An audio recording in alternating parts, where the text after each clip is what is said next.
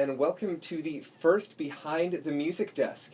We're here in the WERS Music Room, and with a solid half of the music team, we're going to talk about some new things we've added to the air this week, as well as the 7 o'clock news that you just heard. My name's Phil, and my name is Lena. And I'm Lindsay. Cool. And so let's jump into music. Let's start off talking about some of the new ads. Temples is up first. Yes, so first ad we want to talk about this week is Temples, their new song, Uncertainty, off of their new record, forthcoming record coming in 2017. Awesome. I'm very excited for that. I love this song so much, so much. And it's so cool because this is their first debut album since Sun Structures and 2 years ago. So it's about time that we had a new album from Temple, so I'm very excited. And we had this one on the news about a week ago, but it's started really getting traction. Yeah. Definitely here to stay. And getting a more psychedelic sound on the air is always fun. Yeah, it's a very, as we were talking about their debut album, Sun Structures, this is a big progression in sound for them, has way more intention, a lot cleaner, tighter sound. So I think this could be like what they need to be off to the next level. Yeah, and then the next one we added, we've put our third Band of Horses song on. We've picked up in a drawer because they're really, really good. Oh, yeah. Yeah, they're awesome. Yeah, the new album, Why Are You Okay? I read they were kind of in a rut. Ben Birdwell had finished writing it, but they were having a hard time getting production to happen. Then this crazy thing happened. Rick Rubin, who's produced everybody in the world, like from U2 to Conway, was driving around Portland, and he heard a Band of Horses song, like an old one, come on the radio, and he pulled over and called Ben Birdwell and was like, look, you guys need to get your act together, I'm making your new record happen. And he brought them into his studio, and he didn't produce the record, he executive produced it, though he's credited. And that's how we have Why Are You Okay? I like the album. I think it's I've seen them twice for this album. And yeah, they're just like a bunch of like happy guys, I feel, when they're on stage. Yeah. They're just always smiling, and I think that kind of positive energy is transcended into the music. Yeah. Of course, it has some emotional pockets, as is life, but I thought the album was really a lovely direction for them. Yeah, and I love Band of Horses because I think that it appeals to any age group. Like, I know my English teacher in high school loves Band of Horses, and I love Band of Horses, and I think it's really cool that, you know, they appeal to people of all audiences, not just the 18 to 25 demographic, which is something that I love. About In a Drawer, backing vocals from Jay Macis, like Dinosaur Jr. Oh, Love Dinosaur cool. Jr. Yeah, Cool. love him. All right. So moving to a new song from Death Cab for Cutie, $1 Very Million good. Loan. So this is really cool. So basically, they are doing a project with a couple other artists like Amy Mann, R.E.M., Franz Ferdinand, and so they're doing 30 songs in 30 days, and it's a project, and it's a collective that is a political protest project about, and it's anti-Trump.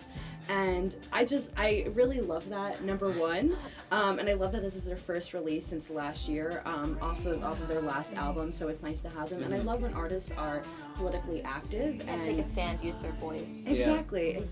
Yeah, it's a cool platform. You said I like you said a couple of little artists. Huge It really artists. is. Yeah, really big artist. Big movement. And big for Death Cab too. It's their first release without Chris Walla on guitar. Yeah. He's been with them from the beginning. So it's a little bittersweet, but good to hear them getting the wheels turning on maybe some new material. Yeah. Yeah, all for a good cause.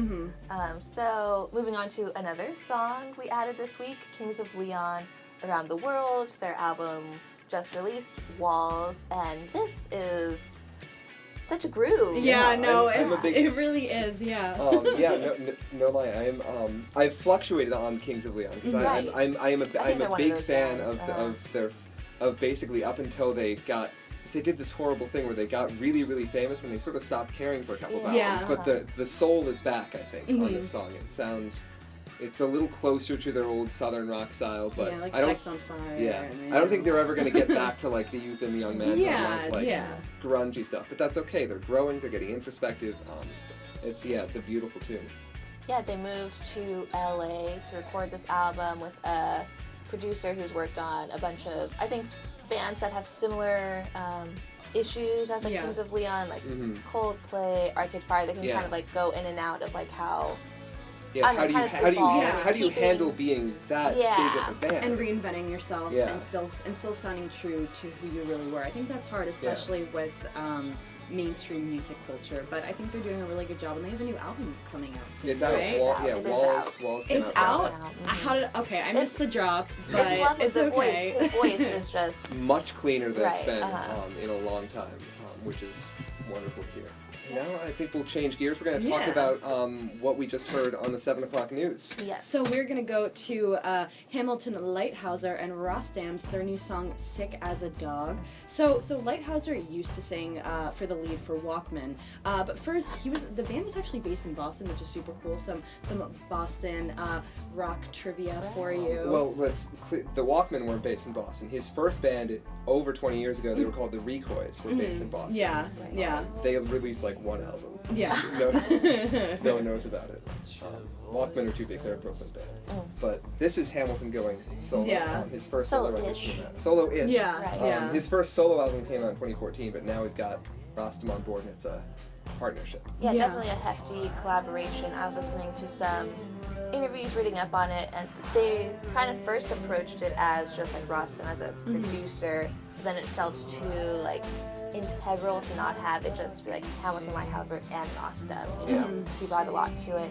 And Rostam is the former, or I guess he kind of is involved with Vampire Weekend, but It's not an so it's an much. odd relationship. Yeah. Right, I think there's like an open invitation to like come in and out. Like, Yeah. if you want to come back, we'll Right. take you. Yeah, exactly. And he's done stuff with Brower Riot, and Yes, they and sound some great. solo stuff, too. Yeah, Which is yeah. sounding amazing. I'm very excited. I think he brings a very quirky elegance to Yeah, all the music that definitely. he works on. Yes.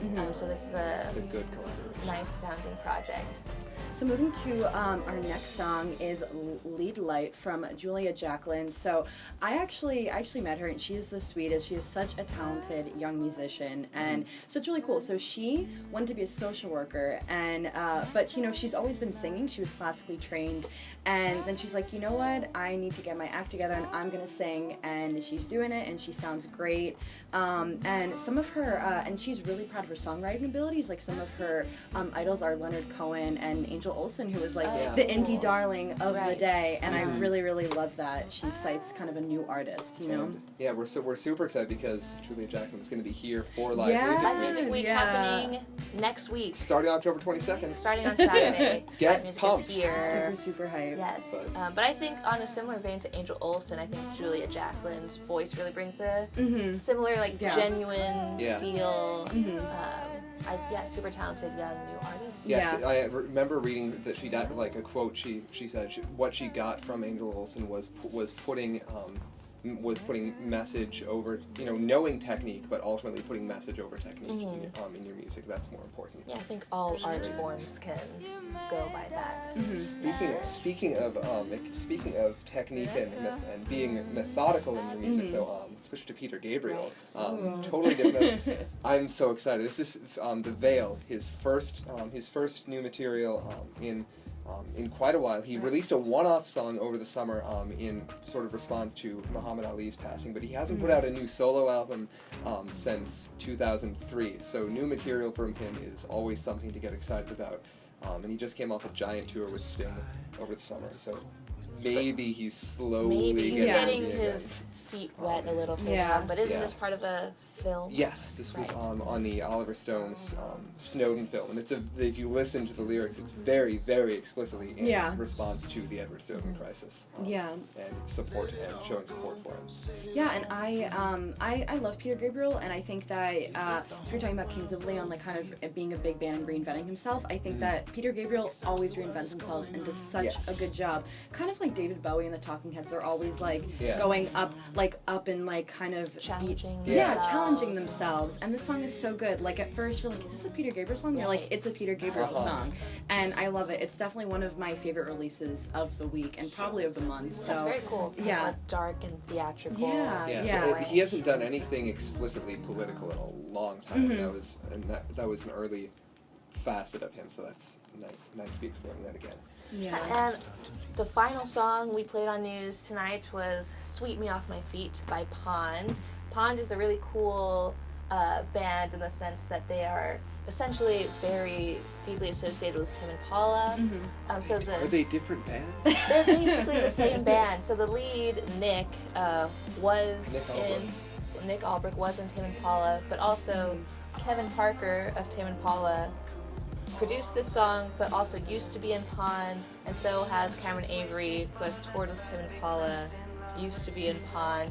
It's just they're essentially it's the like same a band. love triangle, everything like that. And I'm really excited because they have the album coming out in like early 2017, Yes, which that'd be I'm fun. super hype about. And this song grabbed It was very me immediate. right Yeah. away. It was super exciting. I've never listened to Pond before. So Yeah. Me neither, really. So this is just grabbed me. It has a nice groove, very full and lush and fun, which I think is what we were looking for Yeah, news this exactly. week. Yeah, and I think that's the list. We've That's covered it all.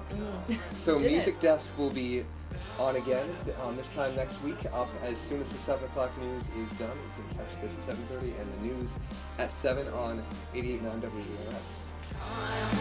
Following